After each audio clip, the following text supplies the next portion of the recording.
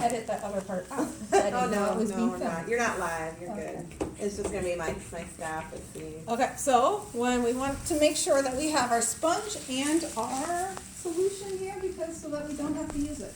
So we want to make sure that we have our eye solution there and a little sponge for our kitties. And they say no artificial tears. Nope, see, I free will and explain clear. that later. Free and clear. We want that. And so what I want to do is I want to try to avoid a lot of the scruffing situation, but I need to control the head. So what I will do is I kind of sit him down and I keep his head, because as soon as I start spraying, he's going to say, hey, what's you doing? And put his head right into that. I start a little bit on the butt area to kind of let him know it's coming. And then just sort of paint the kitty. And then I need to get sort of all the areas and kind of pick them up. You know, I'm only using the scruff because I'm seeing that he's okay with it. If he was fighting a lot, I would find a different way to restrain him. Also, an extra set of hands helps. And you kind of just do a little bit of everywheres.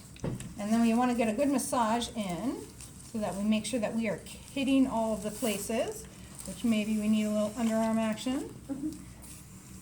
Get all the tail with the orange ones. It matches them very well. Making sure all Just like that. Look how fast. Look how fast. And then we did our little spongy here. So now that our sponge is really saturated, we want to be able to tip the head up. Because as this beads down, I want it to bead down there and not into the eyes. I have a lot of solution right now in the sponge, so I want to start on the head here. If I started near the ears, it would drip down into his ears. He would shake his head, and that's how I get it in my eyes. So I want to make sure that when it has a lot of solution on it, that I'm doing these other areas here. If it starts getting dry, well, we just apply more. But then we want to make sure that his head is tipping up so that these droplets are not rolling down. With the edge of the sponge, you can get very close. Sometimes it's good if you have done the Woods lamp exam because you know where the animal's lesions are. I find it good if you haven't done the Woods lamp exam, because then you treat the animal as if the Woods lesions are everywhere. Sometimes if you know, knowledge sometimes is not your friend, because then you don't always do all the spaces as if everything is infected.